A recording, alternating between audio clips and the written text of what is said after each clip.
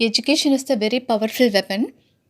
எஜுகேஷனில் interest இருந்தாலும் என்னோடய பையனுக்கு ஸ்டோரிஸ்னால் ரொம்ப ரொம்ப பிடிக்கும். ஸோ அவனுக்காகவே நான் ஸ்டோரி புக்ஸை தேடி தேடி படிப்பேன். அந்த மாதிரி நான் படித்த சில கதைகளை நான் உங்ககிட்ட ஷேர் பண்ணுறேன். நம்ம இந்தியாவில் நடந்தது புத்தர் அவரோட சீடர்களுக்கான சொன்ன கதை. இன்றைக்கி நடந்தால் அது ஒரு இன்சிடெண்ட். இதே 100 வருடமோ 200 வருடங்கள் கழித்து இன்னொரு சந்ததிகளுக்கு இன்றைக்கி நடந்த இன்ஃபர்மேஷன் அவங்களுக்கு போய் தகவலாக செய்கிறது ஒரு கதையாக மாறும். அந்த மாதிரி தான் புத்தர் வாழ்ந்த காலத்தில் நடந்த ஸ்டோரி. ஒரு பழைய காலத்தில் காசி அப்படிங்கிற நகரத்தில் ஒரு அரசன் இருந்தான். அவனோட பெயர் பிரம்மதத்தன். ரொம்ப நல்ல விதமாக மக்களை ஆட்சி செஞ்சு வந்தான். மக்கள்கிட்ட இருந்து அளவுக்கு அதிகமாக வரி வசூலிக்க மாட்டார், டேக்ஸுங்க. போர் புரிவதை அவருக்கு விரும்பவே மாட்டார். இது மட்டும் இல்லாமல் இயற்கை மீது அவருக்கு ஆர்வம் அதிகம். அரண்மனையை சுற்றி இருக்க எல்லா இடத்துலையும் சாலையோட ஓரங்களிலும் நிறைய மரங்களை நட்டு வளர்த்தாரு. இத்தகைய மரங்களில் அவருக்கு ரொம்ப ரொம்ப பிடிச்ச ஒரு மரம் இருக்குது. ரொம்ப வயசான மரம், 1000 வருடங்களுக்கு மேலே அந்த மரம் வாழ்ந்திருக்கு. அது ஒரு பூ மரம் தான். அதோட கிளைகள் ஆகாயத்தை முற்றுது போல உயர்ந்திருந்தது. அதோட வேர்கள் பூமிக்குள்ள நெடுந்தொலைவு நீண்டிருப்பதா மக்கள் நம்பினாங்க. அந்த மரத்தை எல்லாருக்குமே பிடிக்கும். இயற்கைனாலே ரொம்ப அழகு தானே. அந்த மாதிரி இயற்கையோட அழகு முழுவதும் அந்த பூமரத்தில் தான் இருக்குது அப்படின்னு அரசன் நம்புகிறான். ஒவ்வொரு வசந்த காலத்திலும் மரத்தோட கிளைகளில் சின்ன சின்ன துளிர்கள் தோன்றும். அருமையான பூக்கள் மரம் முழுதும் மலர்ந்திருக்கும். கோடை காலத்தை ரொம்ப கம்பீரமாக வீரத்தோட எதிர்த்து நிற்கும் அந்த மரம். இலையுதிர் காலத்தில் இலைகளை உதிர்த்து உறங்கி கொண்டிருக்கும். அடுத்த வசந்தத்தில் மீண்டும் உற்சாகத்தோட துளிர்விடும். பூ பூக்கும். அரசன் நாள்தோறும் அந்த மரத்தோட கீழே சில மணி நேரம் அமர்ந்து ஓய்வெடுப்பான், சிந்திப்பான். இருந்தாலும் மரத்தின் கீழே வளர்கிற எளிமையான ஒரு புல் மீது அவனுக்கு கொஞ்சம் கூட ஒரு பார்வைப்படவே இல்லைங்க. பெரிய மரம் இருக்குது, அந்த மரத்துக்கு கீழே ஒரு சின்ன புல்லும் இருக்குது. அரசன் அந்த மரத்துக்கு கொடுத்த இம்பார்ட்டனை அந்த சின்ன புல்லுக்கு கொடுக்கவே இல்லை அந்த கிங்கு. மரத்தின் அடிப்பகுதியில் உள்ள பொந்தில் வாழ்கிறது பச்சோந்திகளையும் அவர் கவனிக்கவே இல்லைங்க.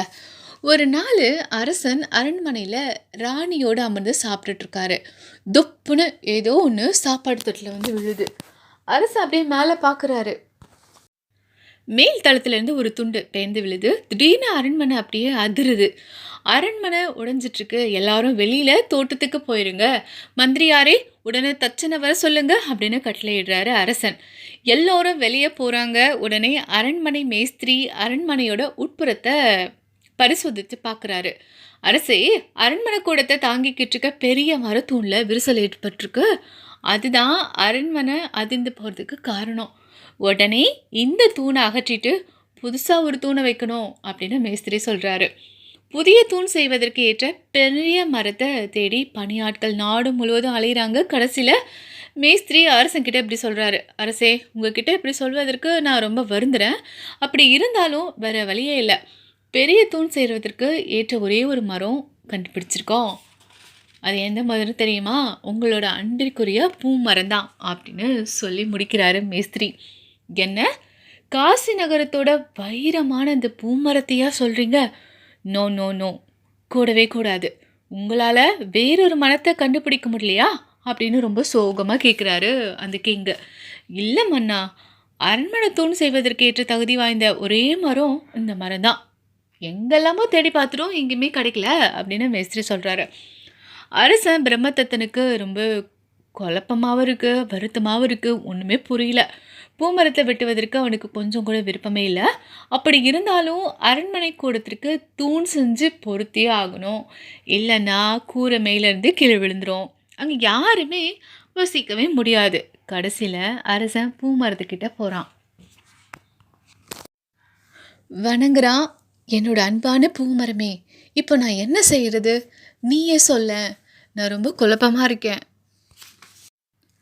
மரம் பதில் எதுவும் சொல்லாமல் மௌனமாக நிற்குது. கடைசியில் தனக்கு வேதனை அளிக்கும் அந்த முடிவை எடுக்க வேண்டிய கட்டாயத்திற்கு ஆட்படுறான் அரசன். பூமரத்தை வெட்டி அரண்மனைக்கு தூண் செய்யணும். அரசனோட மனசில் அந்த முடிவு உறுதிப்பட்டவுடன் காற்று இதை அறிஞ்சிக்கிச்சு. அது இந்த விஷயத்தை பறவைகள் கிட்ட ரகசியமா சொல்லுது.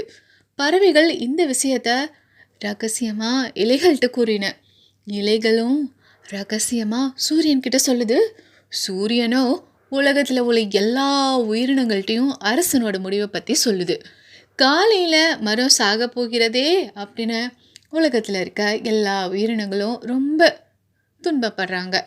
ஆயிரக்கணக்கான வருடங்களாக அந்த இடத்துல வாழ்ந்திருந்த பூமரம் மனம் நொந்து சிந்திக்குது. நான் இனிமே என்ன செய்வேன்? சுற்றுப்புறத்தில் நின்றுட்டு இருந்த எல்லா மரங்களும் இந்த கேள்வியை பூமரத்துக்கிட்ட கேட்குறாங்க. ஐயோ பூமரமே, நாளைக்கு நீ சாக போறியா? நீ என்ன செய்வா பாவம் அப்படின்னு சொல்கிறாங்க. வர இருக்கிற ஆபத்துலேருந்து தப்புவதற்கு மற்ற மரங்கள் பல வழி சொல்லுது. ஆனாலும் எதுவும் நடைமுறைப்படுத்தக்கூடியதாகவே இல்லை. பூமரத்தோட நிழலில் வளர்ந்துருந்த ஒரு புல் இருக்கு இல்லையா, அந்த புல் பூமரத்தை அழைக்குது. அன்பிற்குரிய பூமரமே, பூமரம் கேட்குது. யார் அது? நான் தான் காலடியில் வளர்ந்துருக்கிற புல் பேசுகிறேன். புல் பேசுகிறத கவனித்து கேட்டது பூமரம். அடுத்த நாள் மரம் வெட்டிக்கிட்ட இருந்து தப்புவதற்கு புல் ஒரு வழி சொல்லுது. பொழுது விடியுது. அரசனோட கட்டளைப்படி 2 மரம் வெட்டி பூமரத்தை வெட்டுறதுக்கு வராங்க. அவங்க 2 பேரும் சிப்லிங்ஸ், சகோதரர்கள். மரம் இறக்க போவதை அறிந்து இயற்கையே ரொம்ப துன்பமாக இருக்குது. ஒரு பறவை கூட கூட்டை விட்டு வெளில வரல. சூரியன் கூட வெளில வர தயங்கி மேகங்களுக்குள்ளே போய் சோர்ந்திருந்தது. மரம் வெட்டிகள் கோடாரிகளை கூர்த்திட்டுறாங்க. மரத்தோட மீது மெல்ல தடவி பார்க்குறாங்க. தம்பி தடவி பார்க்குறான். பிறகு சொல்கிறான், அண்ணா இந்த மரத்தில் ஏதோ பிரச்சனை இருக்குது, தடவி பாருங்களேன். மரம் மிகவும் அழுகி கொலன்னு இருக்குது, நல்லா பாருங்க அப்படின்னு சொல்கிறான் தம்பி அண்ணக்கிட்ட. அப்படி ஆவதற்கு வாய்ப்பில்லையே. நேற்று நான் பார்க்குறப்போ நல்ல ஸ்ட்ராங்காக தானே இந்த மரம் இருந்துச்சு.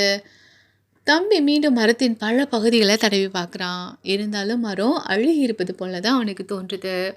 கடைசியில் அண்ணன் மரத்தை பரிசோதிக்கிறான். என்னது அதிசயமாக இருக்கே, ஒரு இரவு பொழுதுக்குள்ளே பூமரம் முழுசாக எப்படி அழுகி போயிடுச்சு. நாம் சென்று அரசன்கிட்ட இந்த விவரத்தை சொல்லுவோம்.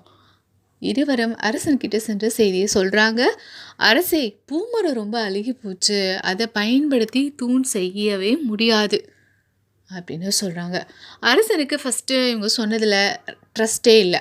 இருந்தாலும் பூமரத்தை நேரில் போய் பார்க்குறான். அழுகி இருக்கிறது அவனுக்கு தோணுது. கடைசியில் தூண் செய்கிறதுக்கு அரசன் வேறொரு வழி கண்டுபிடிக்கிறான். மந்திரியே, பணியாளர்கள்லாம் கூப்பிடுங்க, காட்டுக்கு அனுப்பிச்சு 2 பெரிய மரங்களை வெட்டி எடுத்து வர சொல்லுங்க. அந்த பெரிய மரத்தோட இடையில உறுதியான உலோகங்களை வச்சு இணைச்சு ஒரு பெரிய தூண் செய்யலாம் அப்படின்னு சொல்கிறான் அரசன். அரசன் சொன்ன மாதிரியே 2 பெரிய மரங்களை வெட்டி எடுத்துகிட்டு வராங்க. அவற்றை இணைச்சு பெரிய தூண் செய்கிறாங்க. அரண்மனை கூடத்தில் விரிசல் விட்டிருந்த தூணுக்கு மாற்றா புதுசாக ஒரு தூண் அமைக்கிறாங்க. பேராபத்துலேருந்து பூமரம் தப்பிச்சதில் எல்லா உயிரினங்களும் ரொம்ப மகிழ்ச்சி அடைகிறாங்க. பறவைகள் எல்லாம் ரொம்ப ஜாலியாக சிறகடிச்சு வானம்பாடி மாதிரி பறந்து போகிறாங்க. சூரியன் ரொம்ப எனர்ஜெட்டிக்காக ஆகாயத்தில் தன்னோட பயணத்தை தொடர்றாரு. மற்ற மரங்கள்லாம் பூமரத்திட்ட சொல்லுது, டே, உன்னோட உடல் முழுதும் ரோட்டன் ஆயிடுச்சுல்ல, மரம் வெட்டிகிட்டு இருந்து தப்பிச்சிட்டாலும் நீ சீக்கிரமே அவ்வளோதான் இறந்துடுவா போல் இருக்கிறதே அப்படின்னு சொல்கிறாங்க. பூமரம் அப்படியே லைட்டாக புன்னகைத்தபடி ரொம்ப பெருமையாக கம்பீரத்தோட கர்வத்தோட இப்படி சொல்லுது.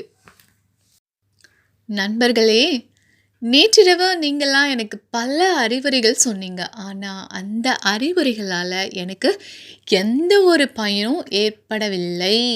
இல்லை, எளிமையான ஒரு சின்ன புல் இருக்கே, அதுதான் என்னோட உயிரையும் என்னையும் காப்பாத்துச்சு. என்னது, இந்த அற்ப புல்லாம் ஒன்று காப்பாத்துச்சு அப்படின்னு மற்ற மரங்கள் எல்லாம் கேட்குது. மிகப்பெரிய மரமான உன்னை காப்பாற்றியதா, எப்படின்னு சொல்லு என்று நம்பிக்கை இல்லாமல் கேட்டன மற்ற மரங்கள்.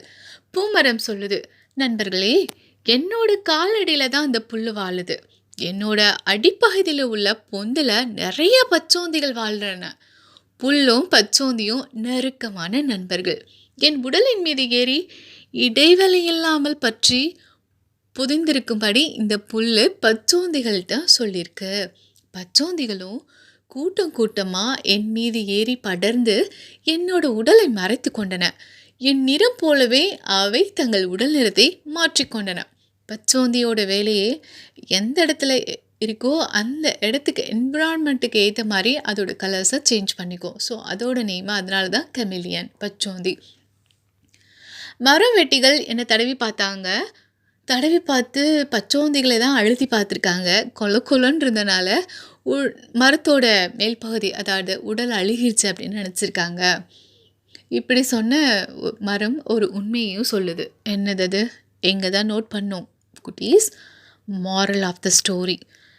நண்பர்களே, நான் நண்பர்களை தேர்ந்தெடுக்க வேண்டியது அவர்களோட புகழின் அடிப்படையிலோ ஆடம்பரத்தின் அடிப்படையிலோ பலத்தின் அடிப்படையிலோ அல்ல, அவர்களிடம் உள்ள அன்பின் அடிப்படையிலும் விவேகத்திறன் கொண்ட கூர்மையான புத்திசாலித்தனத்திலும் நம்பகத்தன்மையின் அடிப்படையிலும் தான் நான் நண்பர்களை தேர்ந்தெடுக்க வேண்டும் அப்படின்னு ஒரு மாறலை சொல்லுது மற்ற மரங்களுக்கு அந்த பூமரம். பூவோடு சேர்ந்து நாரும் மணக்கும்.